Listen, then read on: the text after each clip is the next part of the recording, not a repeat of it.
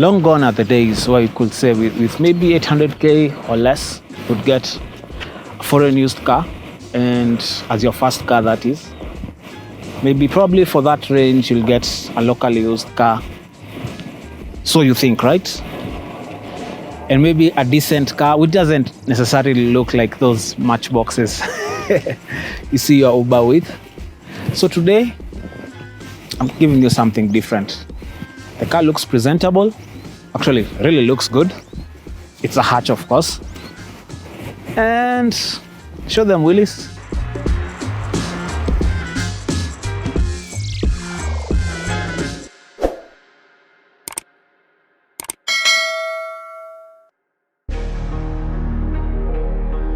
We have the 2012 Mitsubishi Mirage. Currently, the facelifted ones are getting into the market, but this is the 2012 model.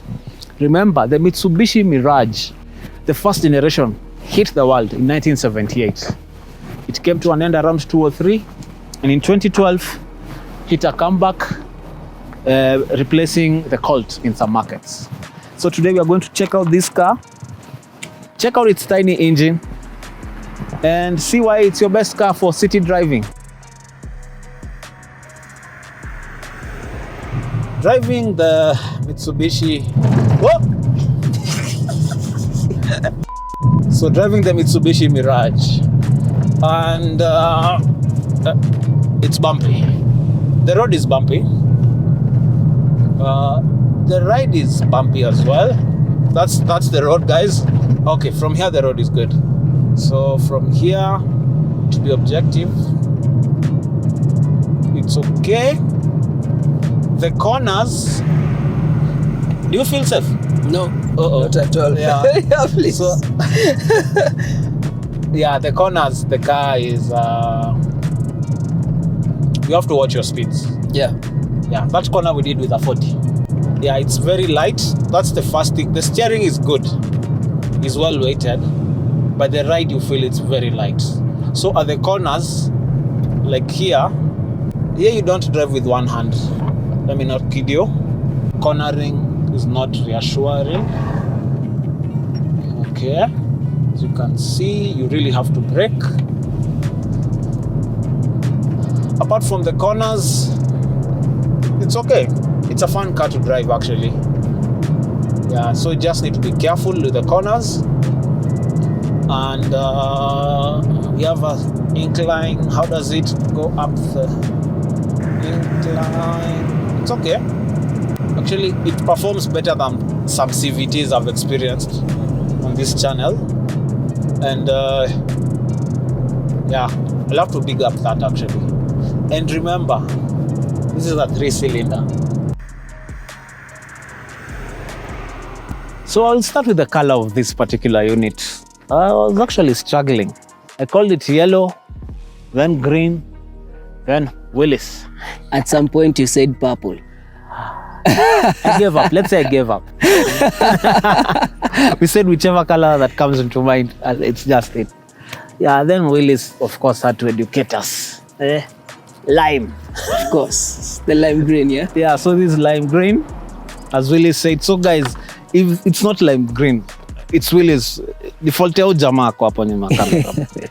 Yeah, so what I like about the front of this car, they were really trying, even if it's a budget car, they were really trying to make it as, to make it very look good. And we start with the bumper. As you can see, there's this flaring here. Yeah.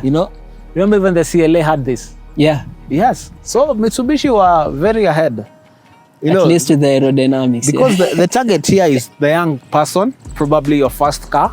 Your first car shouldn't look like, just a basic thing, So yeah, it has to look the part.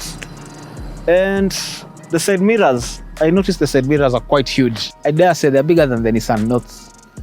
And for this particular car, just for aesthetics and all that, they removed the stock rims. The Mabati ones, as some of you call them. These ones are aftermarket black rims. Yeah. I think they look good. What do you think? Yeah, they look nice. Actually, I was very impressed the first time I saw this car. Yeah, it blends in with the lime. Yeah, with the lime and also the black trim along the doors and this part. yeah, and the side skirts too. Yes. So I think that was a very clever feature by the owner of this car. Yeah. Who is a huge fan of the channel, by the way. Thank you guys for sending us your cars. We really appreciate. Yep. So this car is quite tiny. This comes to play when you're parking in town.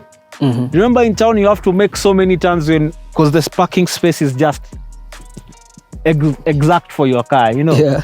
So this car, you don't do so many turns while parking, and it just parks perfectly and quick fast. The owner has an aftermarket parking camera. Yes. Yeah. It's here actually. Yeah. You can see it here. Yeah. It is well tucked there, so you can't see it easily. It's not that. There are those who have it placed.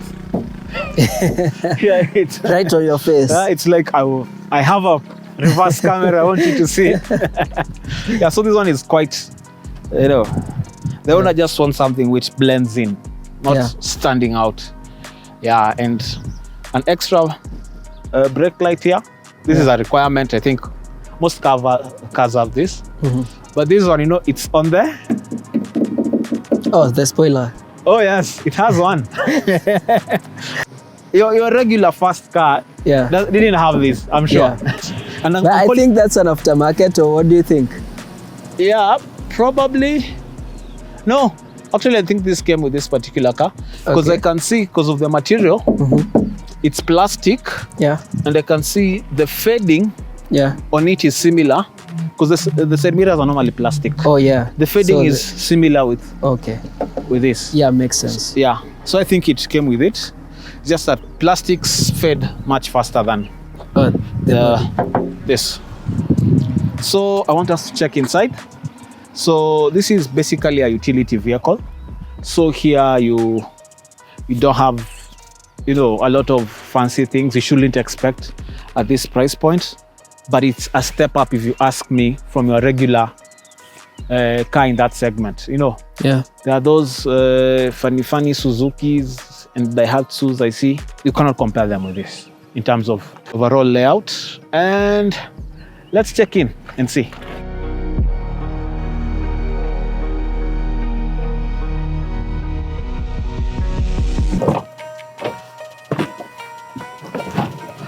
So, were it not for the owner doing some aftermarket upgrades on this car, I would have not had a lot of things to say.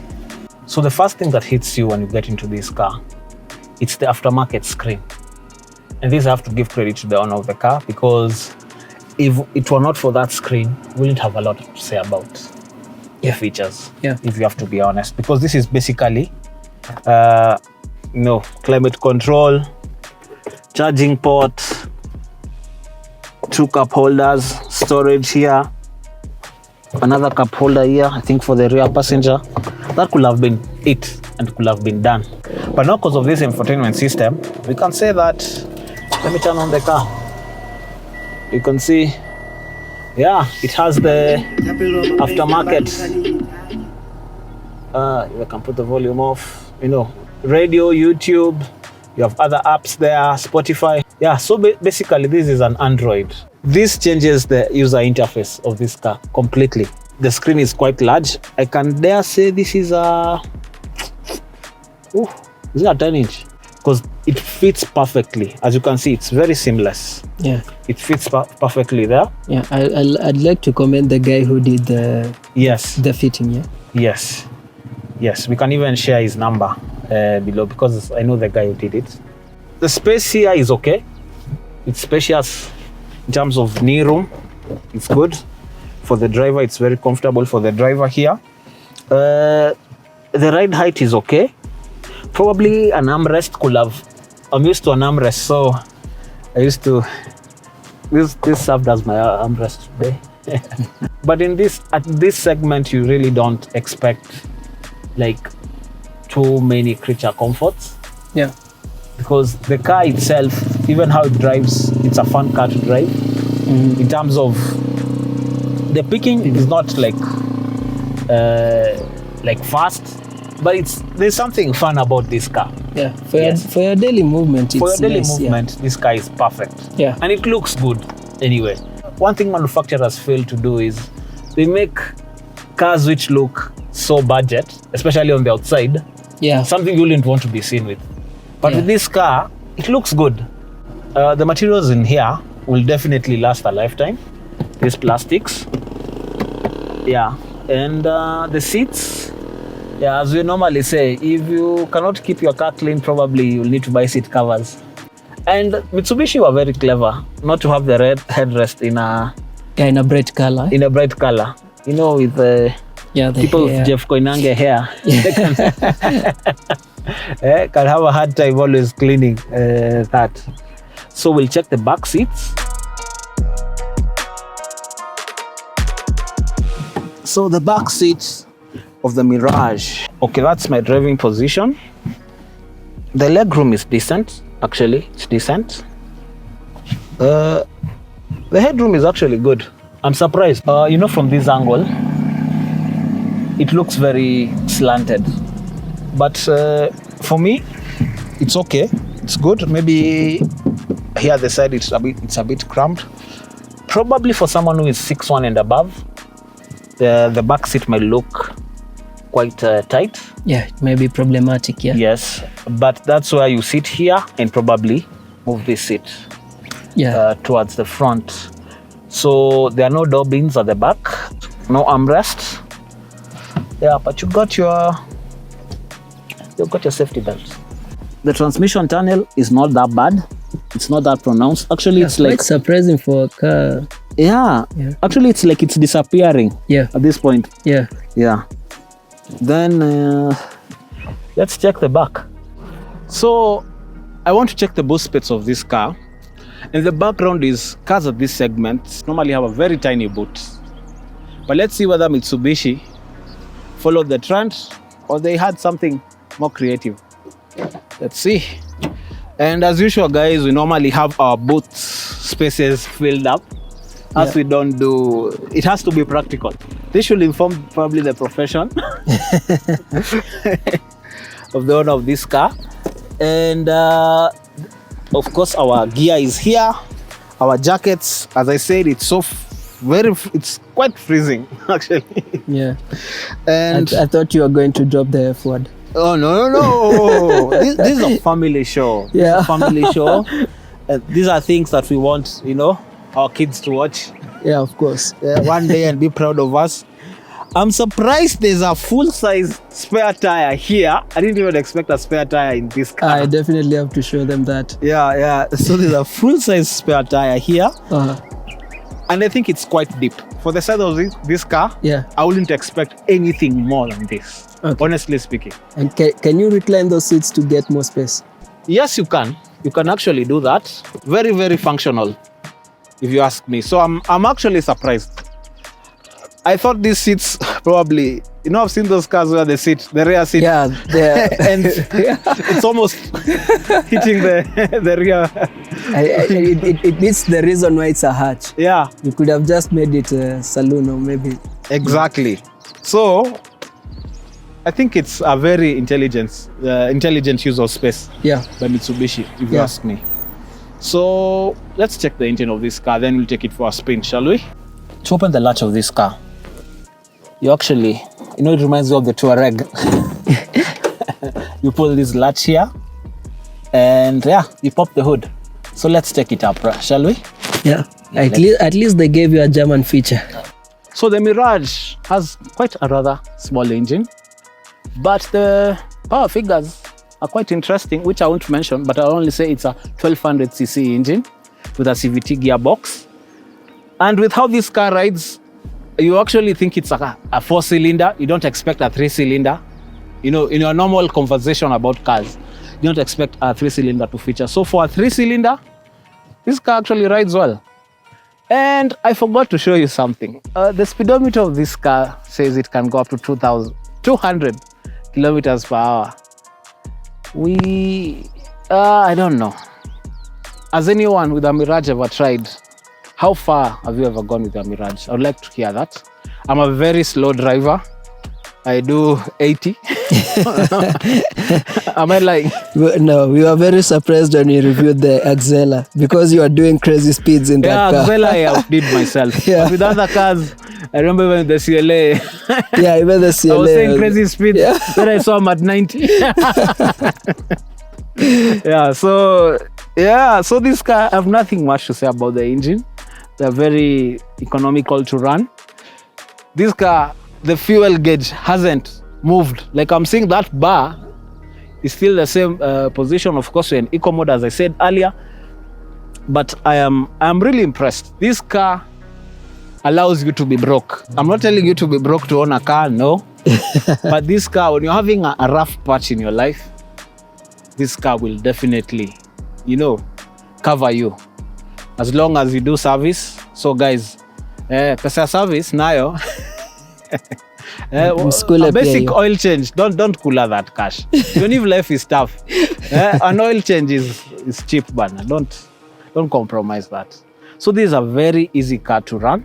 And in case things go, don't go as intended, you can always have a side hustle with this car. Even if this car allows you to be broke, you actually can unbroke yourself with it. Yep. Because you can use it as a cab, you can use it to ferry, you can have a small logistics company. Yeah. To be delivering from cakes to, to meals and all that around the city. So this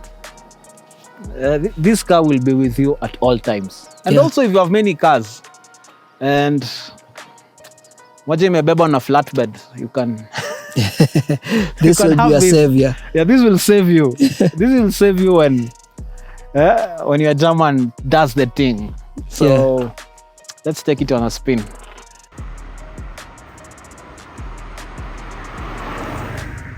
This car, the speedometer goes all the way to 200. Willis thought I was just bluffing. So as we can see, I'm doing a healthy 41. Was it 44? Yes, but look at the speedo. It goes all the way to 200. Yeah. I don't know anyone who has ever done 200 or even 180 in this car. So in the comments, if you've ever pushed your Mirage to 200, please let us know.